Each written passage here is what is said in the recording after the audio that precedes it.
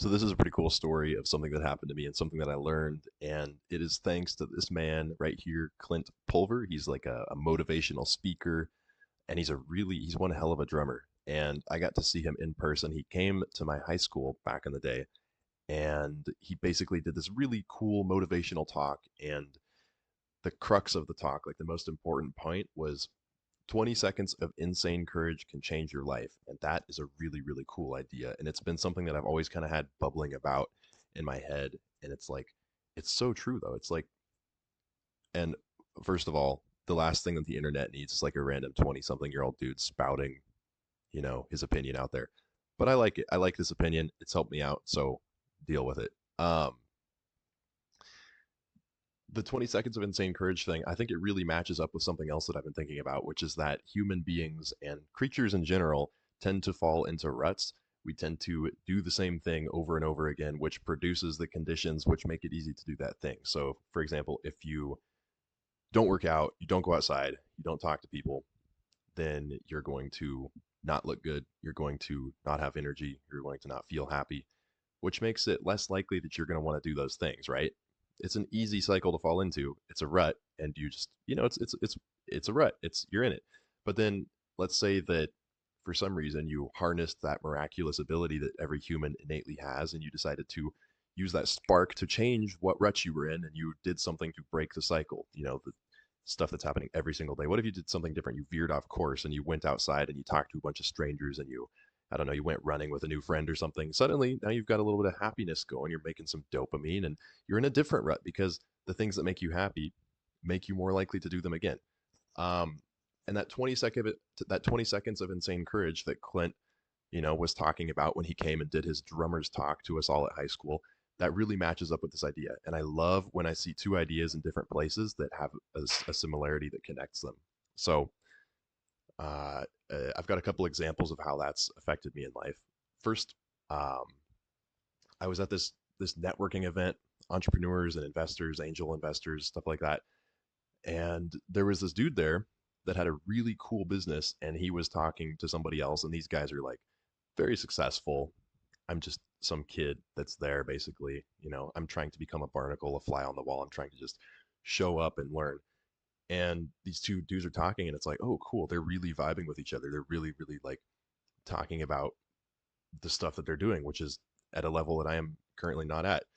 And it's really kind of like it really felt awkward to insert myself into the conversation. But 20 seconds of insane courage can change your life. Clint Pulver told me that.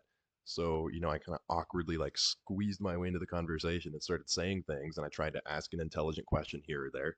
And it turned out that one of those guys donated his entire day to take me around town, going door to door and kind of coaching me on how to try and sell a business that I was working on or sell the service of that business. And he has given me some incredible advice. And he's like a guy in my corner now. Fantastic. Like I can always hit him up for advice or whatever. It's like just by getting over that initial hump, that awkward conversation, that fear of rejection. Like I literally asked him, like within 5 minutes of meeting him, I was like, dude, can I just follow you around and watch you work one of these days? 20 seconds of insane courage. And he was like, hell no. And I was like, okay, fair enough. But he texted me later or emailed, whatever. And he was like, look, let's go do this. Like, let's go. I'm going to give you some mentoring. Fantastic. Um, but I had to risk embarrassment to get there. And looking back on it, it matches up with this theme. Clint took everybody in the high school and he did the talk in front of us all. There's like 2,000 of us. And then he was like, hey, there's a thing in the library later. I'm going to do some more talking. And I was like, heck yeah, I'm going to show up to that, because like at a motivational speech, you get all pumped up. You're like, dude, my life is going to change forever. And so I went to the library talk later and there was like, I don't know, like 20 to 30 people there. So the percentage of people that watched the talk and then went to the next talk was very, very small.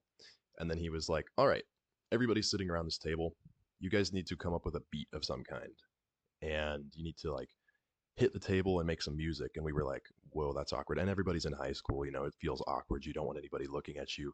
You don't want to be the one that stands out. And so it was complete silence for like, I swear, like a minute straight. Everybody's kind of looking at each other and nobody knows anybody else there. Like everybody went alone to this thing. So it's just awkward. And so eventually I was just like, it's that thing again. It's that initial hump. It's that spark.